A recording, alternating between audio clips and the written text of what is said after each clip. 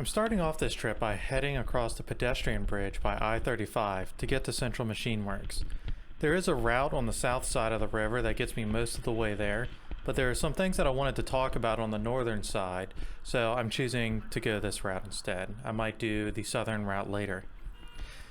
Now, where I am now is the pedestrian bridge that connects the hike and bike trail on the north and south sides of the river. Immediately to my left is a 4-lane service road that supports I-35, and you'll notice that the cars on I-35 are moving at about the same speed that I am. This is normal. Now, one thing we tend to forget about our highways is that they don't include just the infrastructure of the highway, but also the infrastructure that supports them, like service roads. If we count the service road lanes, I-35 here is 14 lanes in total, 6 for the interstate, and 8 for the service roads on both sides. And we still can't keep it moving. One of the city's proposals is to tear down the upper decks further north that provide an additional 6 lanes and widen the interstate to include HOV lanes. For that section, all of the infrastructure is 6 lanes of on-ground, 6 lanes elevated, and 6 lanes of service roads, totaling 18 lanes. No matter how much infrastructure you build, you'll never be able to keep up with the amount of space needed by cars. They're just that ineffective at moving people around. The benefits of cars comes best when nobody else has one. This is the northern side of the hike and bike trail that runs east to west along the Colorado River. Many people drive their cars here so that they can walk or bike along the trail. Think about that for a moment. You have to drive so that you can have a safe, nice place to walk. I wonder if we got something wrong in our line of thinking about how we build our cities. While I could ride the trail to the west, I usually find myself taking this road. It borders some parks and apartments, and it's not really a through road, so cars usually don't go too fast. And right here we just passed bike share parking. You'll find these in many places of the city, and they seem to be quite popular, which indicates that maybe we should have some more and better bicycle infrastructure. See this closed off area to the left? It's been like this for as long as I can remember. It reminds me of this concept called temporary urbanism. The idea is that spaces like this that aren't being used by developers are converted into welcoming public spaces until they are developed into something. Look at it, it's beautiful, it's a nice space that you would probably like to be at, and it's totally inaccessible. This road that I'm on right here is a neighborhood road that was closed off during COVID to through traffic to give it back to people. So far it's been really nice, though I still sometimes see cars just going around the barriers and making their way to the collector road that's further north of where I'm going. See that truck in the distance? It actually just came off the collector to turn down a neighborhood road. I propose blocking the entrance up at that collector entirely so that it can only be used by people and bikes, especially since there's a school on this road. It's not necessary that cars have to have access to every road when you have a grid structure like this neighborhood does. I've noticed that people don't really take full advantage of having the road to themselves, and I believe part of that is because cars can still use the road and they tend to do it pretty frequently.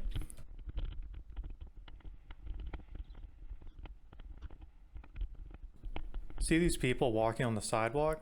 I was wondering to myself, this road is supposed to be for people, so why aren't they walking on the road? Is it because there's some kind of a mental block inside of them that says, I have to walk on the sidewalk? Or is it because they know that cars can still access the road pretty much whenever they want, and so it's still not really their space? Who knows? But there's 2 more people to the right that are still walking on the sidewalk instead of taking the road.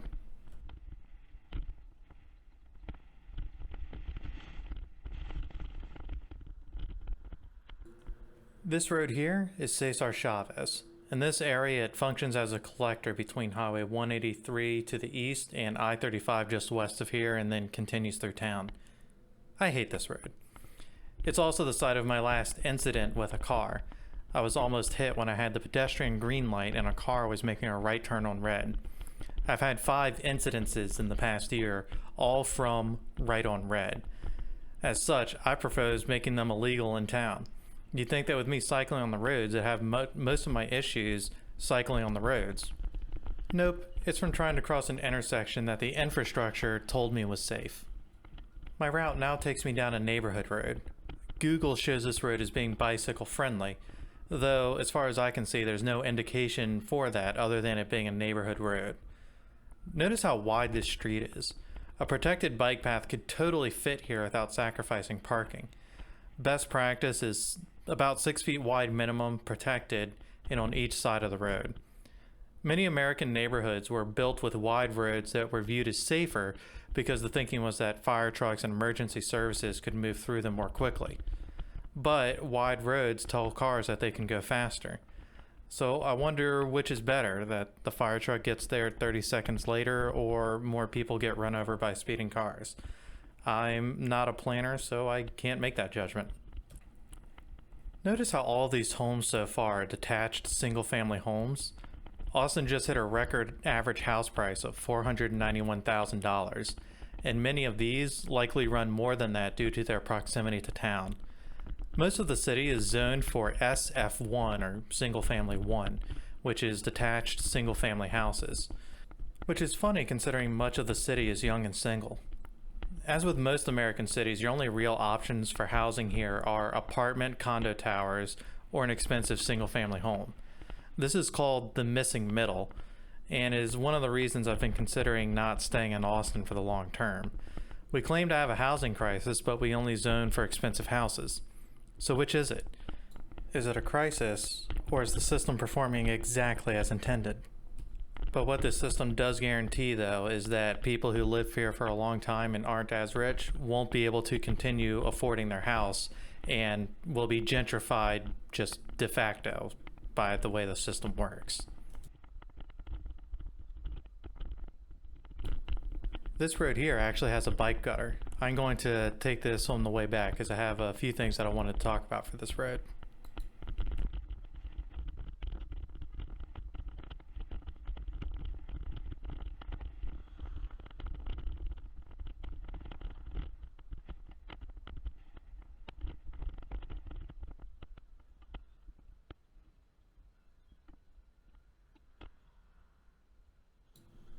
This light here actually starts a few seconds early for pedestrians. Nice.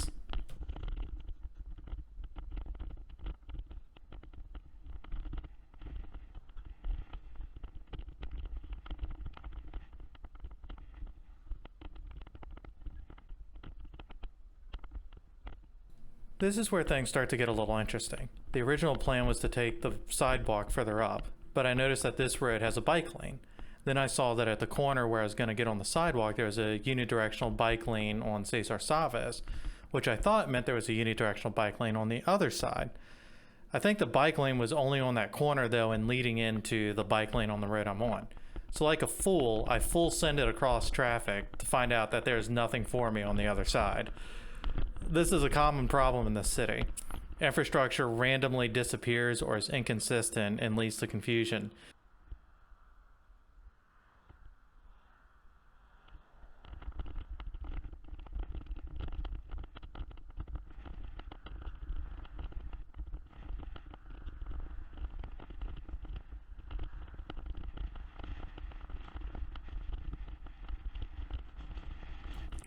This part here got pretty gnarly and awkward. It was very weird trying to work my way around a car that was coming towards me while trying to get back into the pedestrian zone.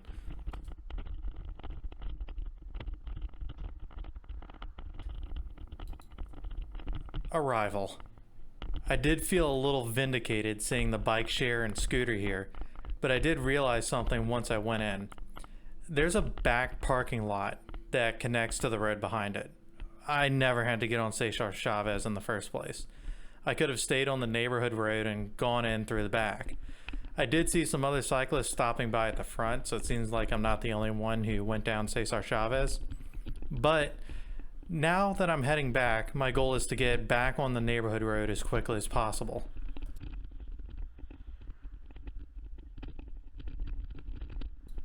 A comic book store. I guarantee you I would not have paid attention to this if I was driving. When I walk or bike, I notice so much more around me of what's going on and what's there than I do when I'm driving. And I'm more likely to make an unplanned stop in a store if I know that they're there versus if I'm driving. Yet we're still afraid to take space away from cars, saying that we'll lose customers, despite the fact that cities that have done these changes and made places people friendly have experienced a boom in foot traffic and sales. This bike gutter that I'm on now, though, I wasn't expecting it because I haven't ridden this route before. So considering that it's not optimal infrastructure and what I had to deal with on Cesar Chavez, I'll take it. But now that I want to make a left turn here, I'm going to have to do a little bit of weaving around cars and traffic. But I guess that's kind of what I have to do. And again, reversed car parking and bike lanes. Best practice is to have the bike lane next to the curb with a physical barrier between them and the parked cars or moving traffic. Notice this person on the bike riding next to me? He's riding in the area that's for parked cars. I wonder why he was riding there and not in the bike lane. I think the answer is pretty likely that it's further from moving cars. Observing people's natural behavior can give us a really good indication about what we should be doing or what we could do better. Also, notice how the parking is near empty? We dedicate far more of our space for cars than is necessary. This is known as the arrogance of space and is standard in the US. You know, a fun fact is that cars spend 96% of their time parked doing nothing, and this was before lockdown.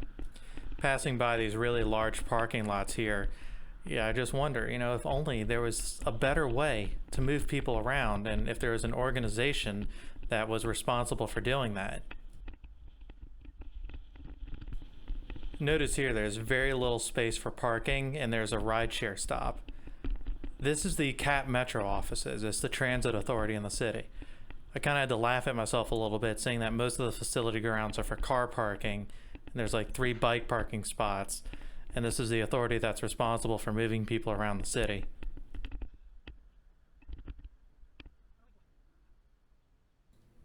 Another light spent waiting for nothing. In Copenhagen, roads with bike lanes actually have their signals timed for bike traffic so that the bikes don't have to stop. That's pretty cool, huh? You can actually get around there faster by bike than you can by car.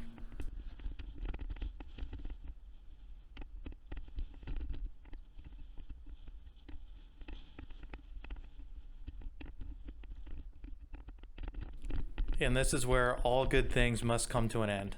The bike lane randomly ends here and becomes a sharrow. I guess 4 lanes for cars, 2 of which are for parking, just isn't enough space on a back road.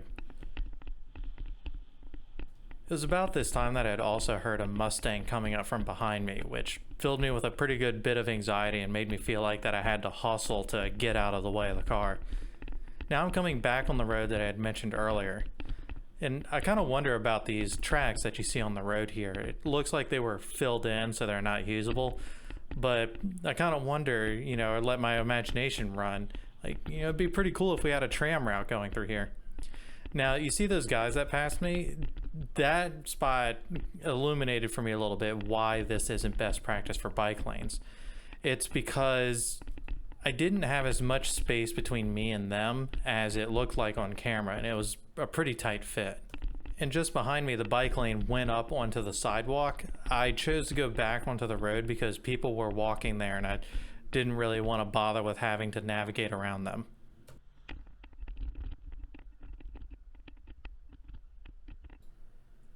Now notice how there's a bit of extra space at the corner here that acts as a physical barrier between the bikes and the cars. This is good.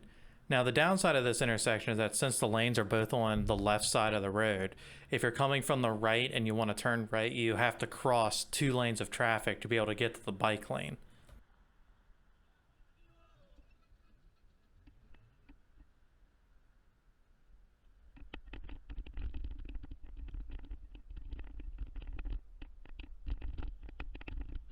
Another classic issue with America's bicycle infrastructure is that there is almost always an obstacle in it. In this case, it's garbage cans. Other times, it's bus stops or people parking.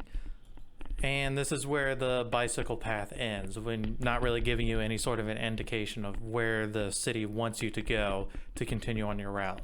So I'm going to continue down this road and pick back up on kind of a weirder part of the hike and bike trail.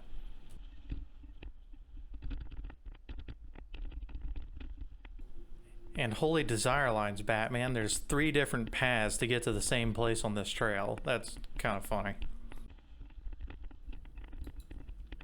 This is why this part of the trail is kind of weird. You're just randomly dumped off on this neighborhood road that is actually in a pretty good need of paving, with no indication of really where you should go. But this did used to be the poor side of town. A fun history fact: cities used to have their wealthy concentrated in the center and the poor on the outsides, and they were self-limited in size to being able to walk from one side to the other in about a half an hour. And today, whether it's by bike or walking, the furthest people are generally willing to go somewhere is about whatever they can do in a half hour. After industrialization, the east sides of cities became the poor sides because the prevailing winds go from west to east. So the east side is generally more polluted than the west side. Further east of here in Austin is our natural gas power plant, so there might be something to that. Now, at this part, I don't really have a whole lot more that I want to mention on this route, so I'm going to cut the video a little short. And if you made it this far, thanks for listening to me ramble.